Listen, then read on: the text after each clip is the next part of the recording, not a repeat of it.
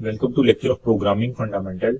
इस लेक्चर में हम व्हाइल लूप के बारे में डिस्कशन करेंगे कि व्हाइल लूप क्या है और इसको किस तरह से यूज किया जाता है, किस तरह से अपनी फंक्शनैलिटी को ये परफॉर्म करता है। तो व्हाइल लूप स्टार्ट करने से पहले मैं आपको बताता चलूं, इससे पहले वाली जो दो वीडियोस हैं जिसके अंदर हमने टाइप्स ऑफ लूप देखी और लूप को हम यूज क्यों करते हैं, यानी लूप का इंट्रोडक्शन, व्हाट इज लूप, आपने अगर वो वीडियोस नहीं देखी तो काइंडली उनको एक दफा जरूर देखिएगा ताकि आपकी अंडरस्टैंडिंग मजीद डेवलप हो जाए। क्योंकि इससे पहले वाली जो वीडियो है उसमें मैंने जहां पे टाइप ऑफ लूप बताई थी उसमें एक छोटा सा कंपैरिजन भी दिया था कि हम फॉर लूप को क्यों यूज करते हैं, व्हाइल लूप को कहां पे यूज करते हैं और डू व्हाइल क्या है, तो वो भी समझना बहुत जरूरी है। तो इसलिए आप एक दफा उनको जरूर देखिएगा अगर वो वाली इससे पहले वाली जो दो वीडियोस लूप के बारे में है और आपने नहीं देखी। तो आइए स्टार्ट करते हैं व्हाइल लूप को। व्हाइल लूप क्या है? Is the most basic loop in C plus plus. हमारी सी प्लस प्लस प्रोग्रामिंग का एक बेसिक लूप है। While loop has one control condition and execute as long the condition is true. इस बात का क्या मतलब कि हम एक कंडीशन लिखते हैं, जब तक वो कंडीशन ट्रू होती है उस वक्त तक उस लूप की बॉडी, यानी हमने कंडीशन लिखने के बाद जो स्टेटमेंट्स लिखी होती हैं वो एग्जीक्यूट करती रहती हैं। जब वो कंडीशन फॉल्स होती है तो हमारा जो कंट्रोल है वो लूप से एग्जिट हो जाता है। The condition of the loop is tested before the body of the loop is executed, यानी पहले कंडीशन चेक होगी, अगर तो वो कंडीशन ट्रू होगी तो ही हमारा कंट्रोल लूप के अंदर एंटर होगा, अदरवाइज वो लूप में एंटर नहीं होगा। यही वजह है कि इस लूप को हम एंट्री कंट्रोल्ड लूप भी कहते हैं। जो हमने इससे पहले वाला लेक्चर था उसमें भी ये बात की थी कि व्हाइल और for loop entry control loop है। क्यों है वो बात का आंसर मैं आपको पहले भी बता चुका हूं और यहां पे भी लिखा हुआ है।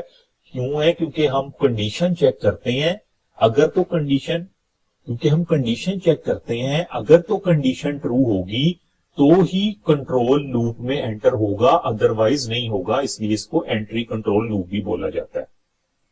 उसके बाद इसके सिंटेक्स की बात कर लेते हैं कि इसको लिखते किस तरह से, प्रोग्राम में कैसे इसको लिखा जाता है। हम सबसे पहले व्हाइल लिखते हैं। व्हाइल एक कीवर्ड है, ठीक है, इसको आपने स्मॉल में लिखना, स्मॉल WHILE। उसके बाद ऐसे एक ब्रैकेट आएगी, ब्रैकेट में आप कंडीशन लिखेंगे। कंडीशन मसलन मैं कह देता हूं कोई वेरिएबल है आई, मैं कह देता हूं आई इज लेस देन 5, तो ये कंडीशन बन गई कि आई की वैल्यू जब लेस देन 5 होगी तो ये अंदर पे स्टेटमेंट्स लिखी होंगी, तो ये स्टेटमेंट एग्जीक्यूट हो। और नीचे लिखा हुआ है इंक्रीमेंटेशन, आप इंक्रीमेंट या स्लैश डाल के डिक्रीमेंट इसको लिख लें।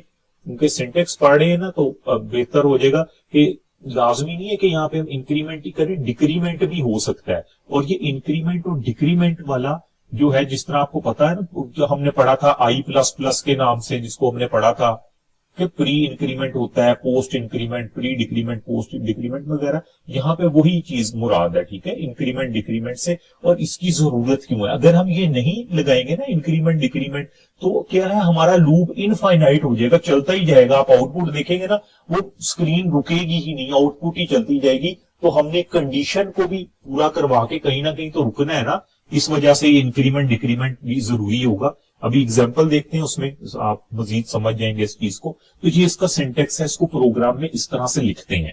यहाँ पे इसका एक फ्लो चार्ट है कि आपका प्रोग्राम जो भी आप पहले उसमें लिखेंगे, हेडर फाइल्स, मेन वगैरह लिखेंगे, कोई वेरिएबल डिक्लेयर करेंगे, उसके बाद क्या है, कंडीशन लगाएंगे व्हाइल के साथ। जिस तरह ये व्हाइल लिखे ना, व्हाइल के साथ एक कंडीशन होगी। अगर तो वो कंडीशन ट्रू होगी तो आपकी स्टेटमेंट चल जाएगी, एक दफा चलने के बाद दोबारा कंडीशन चेक होगी। अगर कंडीशन फिर ट्रू होगी फिर वो स्टेटमेंट चल जाएगी, तब तक चलती रहेगी जब तक कंडीशन ट्रू रहेगी। जिस तरह मैंने यहाँ पे लिखा था ना, for example I is less then 5, जब तक आई की वैल्यू 5 से कम रहेगी ना, तो एक स्टेटमेंट जो भी मैंने लिखी होगी वो चलती जाएगी। जैसे ही आई की वैल्यू 5 के इक्वल होगी या 5 से बड़ी होगी तो क्या होगा, कंडीशन फॉल्स हो जाएगी और लूप वाली स्टेटमेंट नहीं चलेगी, हम लूप से बाहर आ जाएंगे, ठीक है, हमारा कंट्रोल लूप से एग्जिट हो जाएगा। एक एग्जांपल देख लेते हैं, सिंपल सी एग्जांपल, बेसिक सी, ताकि आपका कॉन्सेप्ट क्लियर हो जाए व्हाइल लूप के बारे में। Write a program using while loop that display a number, that display numbers word programming 10 time. यहाँ पे नंबर्स को खत्म करने में जैसे टाइपिंग में मिस्टेक हुई है, क्योंकि इसको खत्म कर लें। डैट डिस्प्ले हमने करना है खाली डैट डिस्प्ले या वर्ड प्रोग्रामिंग 10 टाइम। जिस तरह अब हमने प्रोग्रामिंग को 10 दफा लिखना है, कह रहे हैं लूप से लिखें। आपको याद होगा कि इससे पहले वाले जो लेक्चर्स थे जहां पे हमने लूप को स्टार्ट किया था, मैंने यही वर्ड प्रोग्रामिंग था 10 दफा लिखने के लिए हमने कहा था सी आउट 10 टाइम लिख देंगे तो भी हो जाएगा। लेकिन अगर 10 टाइम सी आउट लिखना है तो फिर लूप्स का तो हमें कोई फायदा नहीं हुआ। हम इतना लंबा कोड क्यों लिखें जब हमारे पास एक फैसिलिटी है लूप वाली। तो ये देखते हैं इसको किस तरह से अब यूज करते हैं प्रोग्राम में। देखिए यहां पे वही मेन से प्रोग्राम हमारा स्टार्ट हो गया। मैंने एक वेरिएबल डिक्लेयर किया integer type, integer I equal to 1। ठीक है, आई इक्वल टू 1 वेरिएबल का आप कोई भी नाम रख सकते हैं, आई रखना है, ए बी सी जो भी आप नाम रखना चाहें। उसकी वैल्यू मैंने उसको इनिशियलाइज डिक्लेयर एंड इनिशियलाइज कर दिया 1। और यहां पे देखिए ये लूप है, वाइल मैंने लिखा, ब्रैकेट डाली, कंडीशन दे दी I is less than equal to 10। और फिर ये ब्रैकेट एक जो करली ब्रैकेट है, यानी ये अब लूप की स्टेटमेंट, ये अंदर स्टेटमेंट लिखी हुई है सी आउट प्रोग्रामिंग एंड एल, यानी अगली लाइन में कंट्रोल चला जाएगा और आई प्लस प्लस। अब मैं आपको ये समझाता हूं इसका मतलब क्या है, ये हो क्या रहा है। बेसिकली हमने लिखना था प्रोग्रामिंग का वर्ड 10 दफा। अब ये जो अभी तक काम हुआ है ना, इसमें क्या है, हमारी रैम के अंदर एक आई नाम की एक स्पेस जो है वो रिजर्व हो गई, मेमोरी लोकेशन बन गई आई नाम से हमारी रैम के अंदर। अब उसके अंदर मैंने क्या कहा, अभी वैल्यू पड़ी हुई है 1। अब क्या होगा, 1 पड़ी हुई है जब वाइल के साथ कंडीशन है, मेरा कंट्रोल आया है वाइल पे, उसमें चेक किया आई इज लेस देन और इक्वल टू 10। आई में तो 1 है, यानी 1 इज लेस देन 10, इसका मतलब कंडीशन तो ट्रू है। लेस देन और इक्वल टू का मतलब इन दोनों में से कोई एक भी पूरी हो तो वो चलेगा, लेस हो या इक्वल हो तो लूप चलेगा। अब मेरी तो 1 है, 1 तो 10 से कम है, इसका मतलब मैं लूप की बॉडी में आ जाऊंगा। ये वाली जो ब्रैकेट है इसको मैं राउंड कर देता हूं, ये सर्कल, ये वाली और ये लूप की बॉडी है। ठीक है, जब मेरी कंडीशन ट्रू है तो हम लूप की बॉडी में एंटर हो गए। वहां पे लिखा सी आउट प्रोग्रामिंग, इसका मतलब है मेरे पास प्रोग्रामिंग लिखा आ जाएगा। मैं इस तरह से PRO लिख देता हूं जी ताकि पता लगे, एक दफा इस तरह से प्रोग्रामिंग लिखा आ जाएगा मेरे पास। उसके बाद आई प्लस प्लस, आई के अंदर एक एडिशन हो जाए, ये आई प्लस प्लस की जगह ना यहाँ पे इस तरह भी लिखा आपको नजर आ सकता है, I is equal to I plus 1। I plus plus का मतलब है आई की वैल्यू में एक ऐड करना है, इंक्रीमेंट करना है। तो अब देखें आई की वैल्यू तो 1 थी, इसमें एक ऐड हुआ, यानी यहां से 1 खत्म हो गया, वैल्यू होगी 2।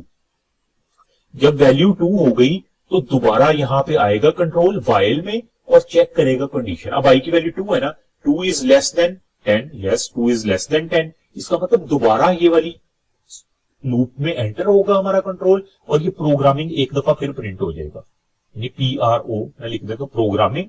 उसके बाद क्या, आई प्लस प्लस, आई की वैल्यू में एक और ऐड हो गया, यानी पहले 2 थी अब 2 खत्म हो गया, आई की वैल्यू तो 3 हो गई। कंट्रोल वापस जाएगा और चेक करेगा कंडीशन, कंडीशन अगर 2 हुई तो दोबारा लूप में एंटर हो जाएगा। आई की वैल्यू 3 है, 3 is less then 10, yes condition true है, तो इसका मतलब दोबारा वो लूप में एंटर हो गया कंट्रोल और प्रोग्रामिंग का वर्ड एक दफा फिर प्रिंट हो गया हमारे पास। इसी तरह फिर आई प्लस प्लस हुआ, यानी यहां पे अब 3 की बजाय 4 आ गया, कंडीशन दोबारा चेक होगी, 4 is less then 10, yes 4 is less then 10, इसका मतलब दोबारा प्रोग्रामिंग प्रिंट हो जाएगा यहां पे। तो ये इसी तरह प्रिंट होता जाएगा। आप देखें जब ये 9 टाइम्स हो जाएगा, वैल्यू बढ़ती है, अगली दफा 5 हो जाएगी, 6 7 8 9 हो जाएगी, जब 10 होगी ना वैल्यू, तो देखिए आई यहां पे 10 है, 10 is less then 10, less than तो नहीं है लेकिन इक्वल टू 10 है, इसका मतलब कंडीशन फिर भी ट्रू है। ऐसे यहां पे प्रोग्रामिंग प्रिंट होता जाएगा, यहां पे 10th टाइम प्रिंट हो जाएगा। जब 10th टाइम प्रिंट होगा प्रोग्रामिंग, उसके बाद क्या होगा, यहां पे 10 वैल्यू पड़ी होगी। जब आई प्लस प्लस होगा तो यहां पे वैल्यू हो जाएगी 11, हमारा कंट्रोल वापस लूप में जाएगा कंडीशन चेक करने। जब आई की वैल्यू 11 हो जाएगी, 11 इज लेस देन और इक्वल टू 10, ना 11 10 से कम है ना 10 के इक्वल है, इसका मतलब कंडीशन फॉल्स हो गई।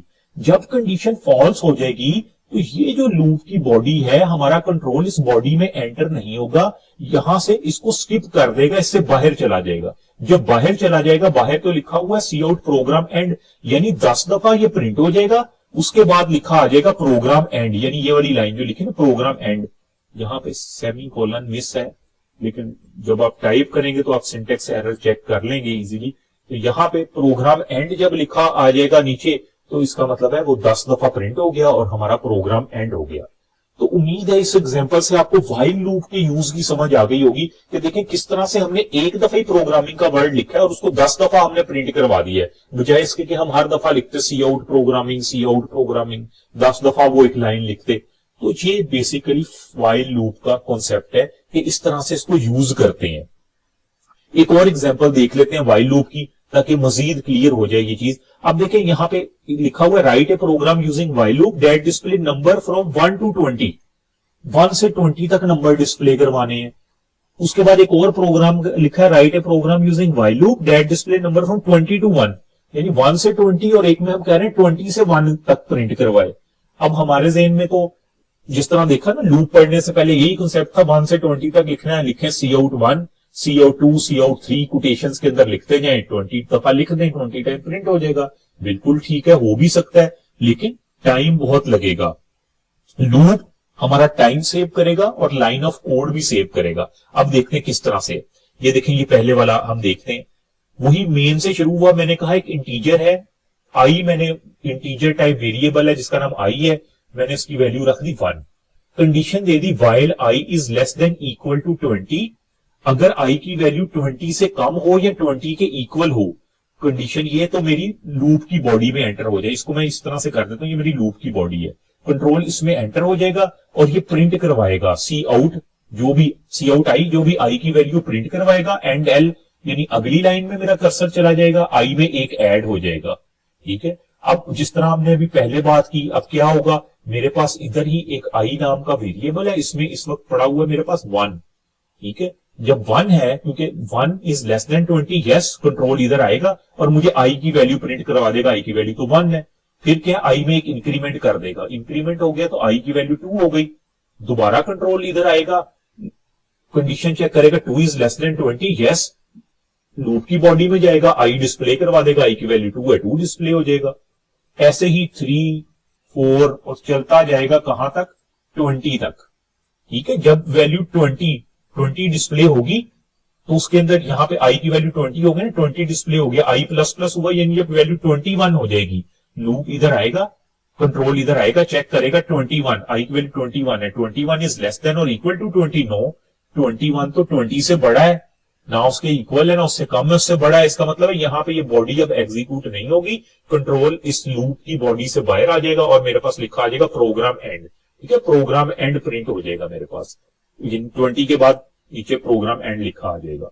तो इस तरह से हम प्रिंट करवा सकते हैं। अब ये देखें यहाँ पे लिखा है 20 to 1, दूसरा प्रोग्राम कि 20 से 1 तक प्रिंट करवाए, ये कैसे हो सकता है। सेम वही तरीका, हमने अब क्या करना है, आई की वैल्यू रख दी 20 और यहां पे देखें मैंने ग्रेटर देन का साइन डाल दिया, while I is greater than और equal to 1 cout I, और यहां पे मैंने डिक्रीमेंट यूज किया, आई माइनस माइनस जो आप देख रहे हैं डिक्रीमेंट ऑपरेटर। ये अब किस तरह से प्रोग्राम काम कर रहा है देखें, यहां पे मेरे पास एक वेरिएबल है आई, इसमें इस वक्त क्या पड़ा है मेरे पास 20। ठीक है, 20 वैल्यू पड़ी हुई है। जब मेरा कंट्रोल इधर आया, उसने चेक किया कि आई की वैल्यू 20 है, 20 इज ग्रेटर देन और equal to 1, yes 20 is greater than 1, 21 से बड़ा होता है ना, अगर 21 से बड़ा है तो इसका मतलब है ये इस लूप की बॉडी है, मेरा कंट्रोल इसमें एंटर हो जाएगा, यहां पे लिखा सी आउट आई की जो भी वैल्यू प्रिंट करवाओ, आई में तो 20 पड़ा है, मेरे पास 20 आ जाएगा, कंट्रोल कर्सर अगली लाइन में, एंड एल का मतलब अगली लाइन में चला जाएगा, और फिर क्या, आई माइनस माइनस, आई की वैल्यू में से एक माइनस हो जाएगा, आई की वैल्यू तो 20 है, 20 में से एक माइनस हुआ, वैल्यू रह गई 19। ठीक है, उसके बाद कंट्रोल दोबारा आया इस कंडीशन पे, उसने कंडीशन चेक की, क्या अभी भी आई जो है वो ग्रेटर देन और इक्वल टू 1 है, यस 19 हमें पता है 1 से तो बड़ा है, अगर 1 से बड़ा है ये बॉडी में फिर एंटर होगा और आई की वैल्यू डिस्प्ले करवा देगा, आई में तो 19 पड़ा है, अब 19 डिस्प्ले हो जाएगा। फिर आई माइनस माइनस, आई में एक डिक्रीमेंट करेगा, यानी आई की वैल्यू 18 हो जाएगी, वो 18 को आके चेक करेगा, क्या 18 1 से बड़ा है, यस 18 1 से बड़ा है, तो इसका मतलब दोबारा बॉडी में एंटर होगा, यहाँ पे 18 प्रिंट हो जाएगा। ऐसे ही ये चलता जाएगा, यानी 20 19 18 17 16, आखिर में जब हमारे पास करते करते वैल्यू माइनस, जब 1 आ जाएगा आई में, वो 1 चेक करेगा, 1 इज इक्वल टू 1, इसका मतलब 1 डिस्प्ले हो जाएगा। अब जब 1 में से एक माइनस किया तो वैल्यू तो 1 से छोटी होगी, यानी 1 में से 1 में से आप 1 माइनस कर दो, 1 माइनस 1 तो 0 रह जाता है। जब इसमें आई में 0 हमारे पास एंड पे रह गया, कंडीशन चेक होगी क्या 0 इज ग्रेटर देन 1 और इक्वल टू 1? नो। इसका मतलब फिर अब कंट्रोल लूप की बॉडी में एंटर नहीं होगा, इससे एग्जिट हो जाएगा, एग्जिट हो जाएगा। देखिए ये एग्जिट हो गया, तो एग्जिट होके क्या आ जाएगा, प्रोग्राम एंड हमने लिखा हुआ है, यहां पे हमारे पास प्रोग्राम एंड लिखा आ जाएगा।